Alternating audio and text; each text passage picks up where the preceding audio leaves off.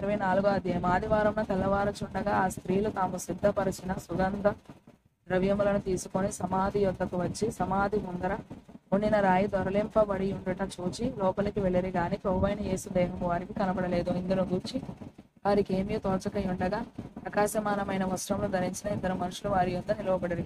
వారు భయపడి ముఖములను నేల మోపి ఉండగా, వీరు సజీవుడైన వారిని మీరెందుకు ముద్రలో వెతుకుచున్నారు? ఆయన ఇక్కడ లేడు, ఆయన లేచున్నాడు. ఆయన ఇంకా గలిలయలో ఉండినప్పుడు మనుష్య కుమారుడు పాపిష్ఠులైన మనుషుల చేతికి అప్పగింపబడి సిలువ వేయబడి 3వ దినమందు లేవవలసి ఉన్నదని ఆయన మీతో చెప్పిన మాట జ్ఞాపకం చేసుకోవడానికి వారితో అనిరి.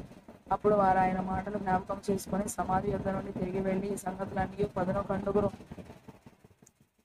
శిష్యులకును తక్కిన వారికి అందరికీ తెలియజేసి ఈ సంగతులు అపోస్తలులతో చెప్పిన వారెవరనగా మగ్దలేని మరియయు, యోహన్నయు, యాకోబు తల్లి అయిన మరియయు, వారితో కూడా ఉన్న ఇతర స్త్రీలను. అయితే వారి మాటలు వీరి దృష్టికి వెర్రి మాటలుగా కనబడెను కనుక వీరు వారి మాటలు నమ్మలేదు. అయితే పేతురు లేచి సమాధి యొద్దకు పరుగెత్తుకొని పోయి వంగి చూడగా నారబట్టలు మాత్రం విడిగా కనబడెను. అతడు జరిగిన దానిని గూర్చి ఆశ్చర్యపడుచు ఇంటికి వెళ్ళెను. ఇదిగో ఆ దినమందే వారిలో ఇద్దరు యెరూషలేమునకు ఆమడ దూరమున ఉన్న ఎమ్మాయి అను ఒక గ్రామమునకు వెళ్ళుచు జరిగిన ఈ సంగతులన్నింటిని గూర్చి ఒకరితోనొకరు సంభాషించుచుండిరి. వారు సంభాషించు ఆలోచించుకొనుచుండగా యేసు తాని దగ్గరకు వచ్చి వారితో కూడా నడిచెను. అయితే వారు ఆయనను గుర్తు పట్టలేకుండా వారి కనులు మూయబడెను. ఆయన మీరు నడుచుచు ఒకరితో ఒకరు చెప్పుకొనుచున్న ఈ మాటలు ఏమని అడగగా వారు దుఃఖముఖులై నిలిచిరి. వారిలో క్లెయోప అనువాడును యెరూషలేములో బస చేయుచుండి ఈ దినములలో అక్కడ జరిగిన సంగతులు నీవు ఒక్కడవే ఎరుగవా అని ఆయనను అడిగాను. ఆయన అవి ఏవని వారిని అడిగినప్పుడు వారు నజరేయుడైన యేసును గూర్చిన సంగతులే. ఆయన దేవుని ఎదుటను ప్రజలందరి ఎదుటను క్రియలోను వాక్యంలోనూ శక్తిగల ప్రవక్త అయి ఉండెను. మన ప్రధాన యాజకులను అధికారులను ఆయనను ఎలాగ మరణశిక్షకు అప్పగించి సిలువ వేయించడో నీకు తెలియదా? ఇశ్రాయేలు విమోచింపబోవాడు ఏనే అని మేము నిరీక్షించి ఉంటిమి. ఇదిగాక ఈ సంగతులు జరిగి నేటికి 3 దినములు ఆయను. అయితే మాలో కొందరు స్త్రీలు తెల్లవారగానే సమాధి యొద్దకు వెళ్లి ఆయన దేహమును కానక వచ్చి కొందరు దేవదూతలు తమ కనబడి ఆయన బ్రతికి ఉన్నాడని చెప్పినని మాతో చెప్పి మాకు విస్మయము కలుగజేసిరి. మాతో కూడా ఉన్న వారిలో కొందరు సమాధి యొద్దకు వెళ్లి ఆ స్త్రీలు చెప్పినట్టు కనుగొనిరి గాని ఆయనను చూడలేదని ఆయనతో చెప్పిరి.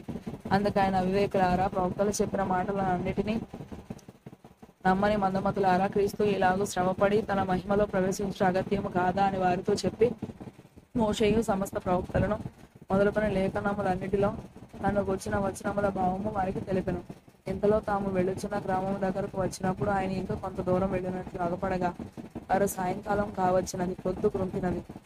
మాతో కూడా ఉండమని చెప్పి ఆయనను బలవంతము చేసిన కనుక ఆయన వారితో కూడా ఉండటకు లోపలికి వెళ్ళినాం. ఆయన వారితో కూడా భోజనంలో కూర్చున్నప్పుడు ఒక రొట్టెను పట్టుకుని స్తోత్రము చేసి దాన్ని విరిచి వారికి పంచిపెట్టగా వారి కనులు తెరవబడి ఆయనను గుర్తుపట్టెను. అంతటా ఆయన వారికి అదృశ్యుడాయెను. అప్పుడు వారు ఆయన త్రోవలో మనతో మాట్లాడుచు లేఖనములను మనకు బోధపరచుచున్నప్పుడు మన హృదయం మనలో మండుచుండలేదా అని ఒకరితో ఒకడు చెప్పుకొనిరి. ఆ గడియలోనే వారు లేచి యెరూషలేమునకు తిరిగి వెళ్ళగా 11 శిష్యులను వారితో కూడా ఉన్నవారును కూడి వచ్చి ప్రభువు నిజముగా లేచి సీమోనునకు కనబడినని చెప్పుకొనుచుండిరి. వారిది విని త్రోవలో జరిగిన సంగతులను ఆయన రొట్టె విరుచుట వలన తమకు ఎలాగో తెలియబడినో అది తెలియజేసింది. వారు ఇలాగ మాట్లాడుచుండగా ఆయన వారి మధ్య నిలిచి నీకు సమాధానం అవుగాకని వారితో అనెను. అయితే వారు దిగులు పడి భయాక్రాంతులై భూతము మూల భాషలో ఆత్మ తమకు కనబడినని తలంచిరి. అప్పుడు ఆయన మీరెందుకు కలవరపడుచున్నారు? మీ హృదయములలో సందేహములు పుట్టనేలా? నేనే ఆయనను అనుటకు నా చేతులను నా పాదములను చూడుడి, నన్ను పట్టి చూడుడి. నాకున్నట్టుగా మీరు చూపుచున్న ఎముకలను మాంసమును భూతమునకు ఉండవని చెప్పి తమ చేతులను పాదములను వారికి చూపెను.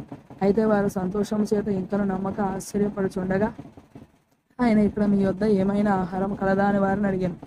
వారు కాల్చిన చేప ముక్కను ఆయనకిచ్చి ఆయన దానిని తీసుకుని వారి ఎదుట పూజించారు. అతడు ఆయన మోషే ధర్మశాస్త్రంలోనూ ప్రవక్తల గ్రంథములలోనూ కీర్తనలలోనూ నన్ను గూర్చి రాయబడినవన్నీ నెరవేరవలనని నేను మీ యొద్ద ఉండినప్పుడు మీతో చెప్పిన మాటలు నెరవేరినవని వారితో చెప్పాను. అప్పుడు వారు లేఖనములు గ్రహించినట్లుగా ఆయన వారి మనసును తెరచి క్రీస్తు శ్రమపడి 3వ దినమున మృతులలో నుండి లేచుననియు యెరూషలేము మొదలుకొని సమస్త జనములలో ఆయన పేరట మారు మనస్సును పాపక్షమాపణయు ప్రకటింపబడిననియు రాయబడి ఉన్నది. ఈ సంగతులకు మీరే సాక్షులు. ఇదిగో నా తండ్రి వాగ్దానం చేసినది మీ మీదికి పంపుచున్నాను. మీరు పైనుండి శక్తి పొందే వరకు పట్టణంలో నిలిచి ఉండుడని వారితో చెప్పాను. ఆయన బేతనియ వరకు వారిని తీసుకొని పోయి చేతులెత్తి వారిని ఆశీర్వదించను. వారిని ఆశీర్వదించుచుండగా ఆయన వారిలో నుండి ప్రత్యేకింపబడి పరలోకమునకు ఆరోహణుడాయెను. వారు ఆయనకు నమస్కారం చేసి మహా ఆనందముతో యెరూషలేమునకు తిరిగి వెళ్ళి ఎడతెగక దేవాలయంలో ఉండి దేవుని స్తోత్రము చేయుచుండిరి.